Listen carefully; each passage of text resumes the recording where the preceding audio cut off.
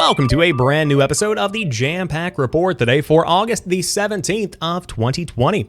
Of course, my name is Samuel Adams, and this is a daily gaming news podcast meant to bring you the hottest news you need to know from around the industry. Hosted on YouTube and podcast services around the world 5 days a week, it is your one-stop shop for everything you need to know. So if you enjoy the show and you like what you see, hit that subscribe button and keep coming back for more. But today we are covering yet another wrinkle in this fabric that is the Epic Games versus Apple debacle, and now Apple is threatening to cut off Epic Games from iOS and Mac dev tools if they do not change their ways by August the 28th. Apple is threatening to terminate Epic Games' access to develop for iOS, macOS, and other Apple platforms, according to a new court filing from the Fortnite and Unreal Engine developer.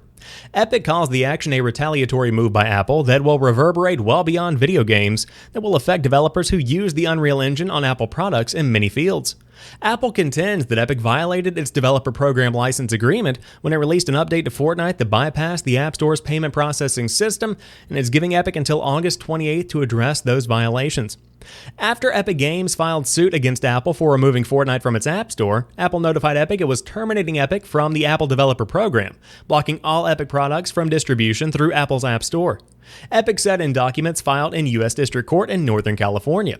Apple specifically stated it would terminate Epic's access to development tools, including those necessary for Epic to keep offering the world's most popular graphics engine, the Unreal Engine. Epic is now seeking an injunction to block Apple from terminating the Fortnite makers' access to Apple's development tools, saying the move will impact developers who rely on the Unreal Engine.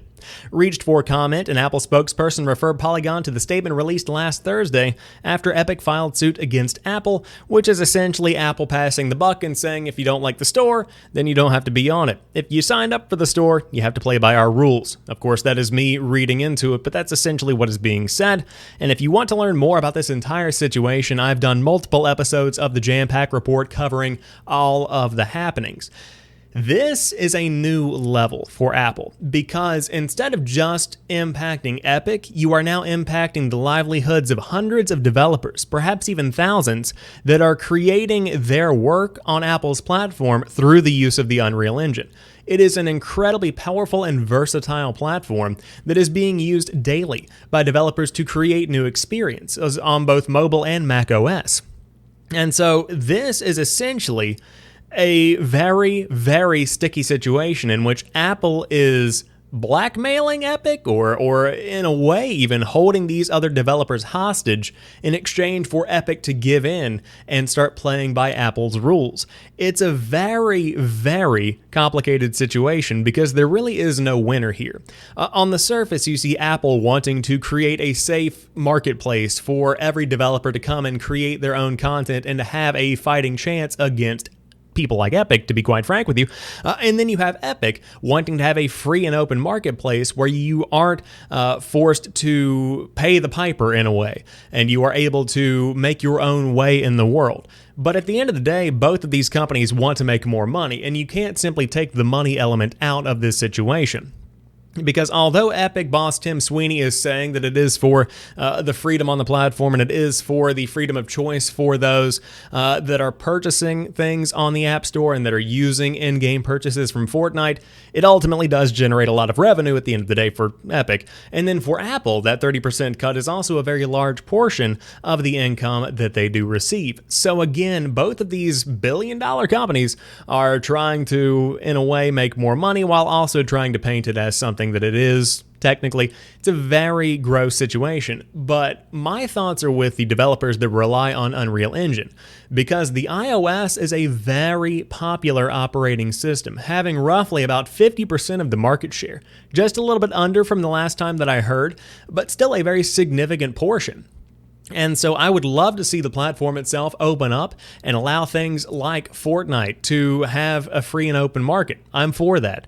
On top of that, I'm also completely open to things like Project xCloud and Google Stadia not being restricted on Apple's operating system. I think that's fantastic, and the App Store certainly is a bit archaic in that regard. But we will continue to monitor the situation, and I will let you know how things grow and evolve, but right now, still a very sticky situation. But moving on to a topic, a story that came up over the weekend that caught my eye and I thought that I would share with you. Phil Spencer says Microsoft's approach is not about selling more consoles than Sony or Nintendo. Now, this is coming to us a bit late on my part because this was during the final episode of Gary Whitta's Animal Talking podcast, which you can check out in the video embedded below in the VG247 article. But Phil Spencer says, quote, "If selling more consoles than Sony and Nintendo was our approach, we would not put our games on PC," Spencer said. "We wouldn't put our games on Xbox One, we wouldn't do it xCloud, and allow people to play games on their phones. How many consoles do I sell versus how many consoles does another company sell?" he added. "Sony or Nintendo or other companies back in the day, that's not our approach." Spencer went on to say that Microsoft is attempting to build experiences around players, which explains initiatives such as Xbox Game Pass, xCloud, and allowing people to access first-party exclusives via a range of different platforms. In fairness, given that Halo Infinite has been delayed until 2021, it has become the essential business model for Microsoft to lean into its services as opposed to focusing strictly on hardware without its intended launch title. It's also worth noting that a variety of previously delisted Xbox 360 titles recently reappeared on the Microsoft Store, which could be good news for those interested in next-gen backwards compatibility, especially given the versatility that Microsoft affords players across Xbox, PC, and mobile devices. So I think this is a very interesting approach that I wanted to bring to light because I don't see a lot of people talking about it.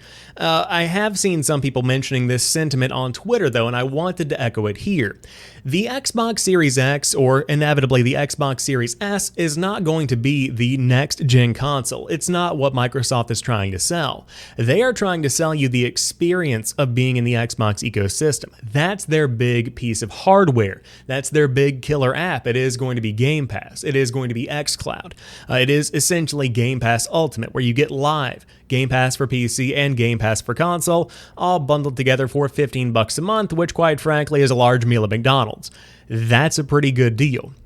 And so I wanted to bring that to light because we talked a lot about other statements that came from the Animal Talking podcast, but I did not get around to that one. So that is a very significant piece of news going into the latter part of August, which hypothetically is supposed to hold more information about not only the Xbox Series X, potentially a release date, potentially some hardware pricing, but also another piece of hardware, the Xbox Series S. But in the meantime, the majority of people are still playing PlayStation 4, at least on consoles, and Ghost of Tsushima is adding a new co-op mode called Legends this fall. A new online multiplayer co-op mode is heading to Ghost of Tsushima, Sucker Punch Productions announced today. Legends, which follows 4 warriors of legendary renown, will be available for free this year. Its locations and enemies are inspired by Japanese mythology.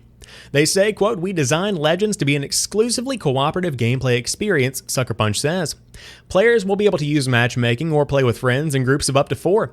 In a full squad, players can try wave-based survival missions. The mode includes 4 character classes, with more details on their abilities to come.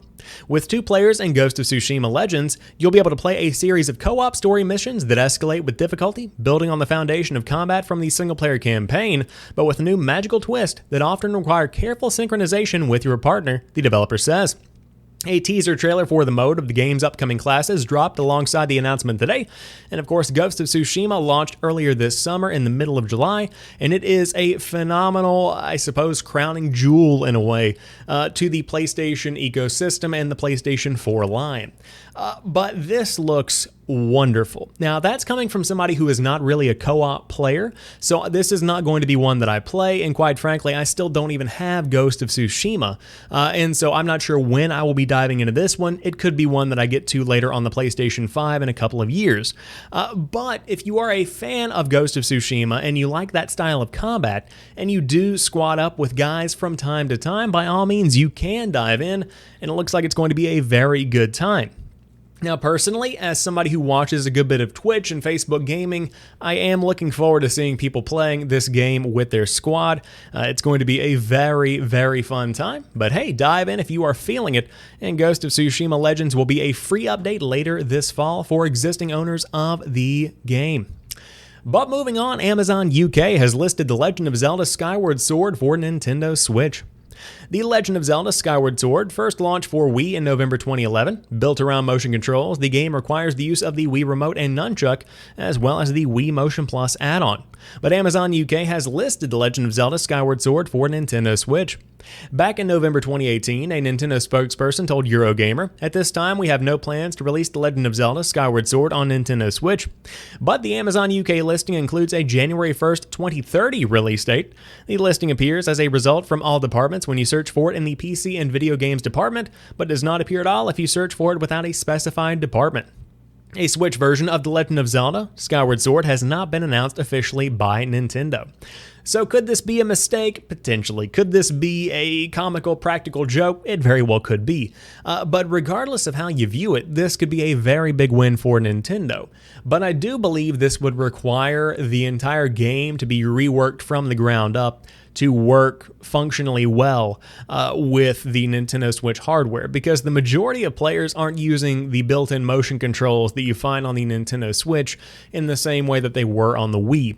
You would really have to refinagle this game and make it play like a Breath of the Wild before it really felt at home on the Nintendo Switch, which is something that they very well could have done. But again, I do want to hold my breath before I really get excited about this, because, again, I don't know if this is going to be one that is actually real, but I did want to let you guys know, just in case you are big fans of The Legend of Zelda Skyward Sword. But you could hear more about it from tomorrow's Nintendo Indie World Showcase, which is scheduled for tomorrow, August the 18th at 9 a.m. Pacific Time, 12 p.m. Eastern Time, 5 p.m. BST at the usual outlets.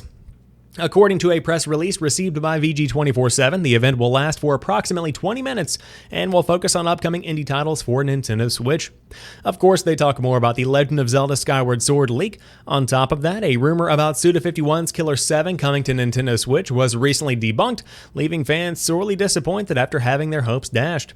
Of course, they talk more about what could come, but ultimately, you will have to tune in tomorrow on the 18th of August 2020 to see exactly what Nintendo has in store for the Nintendo Switch. Could be a pretty good show. But to round out today's episode, looks like Jack Black is Officer Dick in Tony Hawk's Pro Skater 1 and 2, and this is the best news story I have read in a few months. Marvel's Avengers was not the only beta being played at the weekend. No, the original Birdman was back for a pre-release trial of Tony Hawk's Pro Skater 1 and 2. Just as with Avengers, people have begun joking around within Tony Hawk's own demo files for clues to his full game, and found a fan-favorite character is back with a new look. That's right, YouTube star Jack Black will be playable in Tony Hawk's Pro Skater 1 and 2 as Officer Dick. Of course, that is coming to us from Cheese Official over on Twitter. Officer Dick was an NPC and secret playable character in the first 4, aka the best 4 Tony Hawk's Pro Skater games. He would hang around in levels and be, well, a dick, and then you could unlock him and play as him. Previously, Dick was just a generic character, and now he has a Jack Black face. There's no word yet on Ollie the Magic Bum, but I am hoping for the best. So, of course, here is Jack Black as Officer Dick, and quite frankly, this looks phenomenal. Now, I did see where on an episode of Jablinski Games, he did mention he was working with Tony Hawk in some degree, so it looks like this is what was being worked on, and I am totally down for this. Of course, essentially, Officer Dick is a security guard that would try and scare you off of the premises. He was kind of an NPC, as the article mentions, and then you could unlock him, so this is going to be the character model. Man, I am looking forward to Tony Hawk's Pro Skater 1 and 2. Of course, that game hits on September the 4th on PS4, Xbox One, and PC. But that rounds out today's episode of the Jampack Report. If you enjoyed today's show, drop me a like down below and let me know everything that we talked about today and what you think about it. Would love to hear your thoughts on Apple versus Epic as that saga continues, how you feel about the Xbox Series X approach from Microsoft. Will you be playing the Ghost of Tsushima DLC? Would love to hear what you have to say. But until next time, you guys have a fantastic rest of your night. I'll talk to you soon, and peace.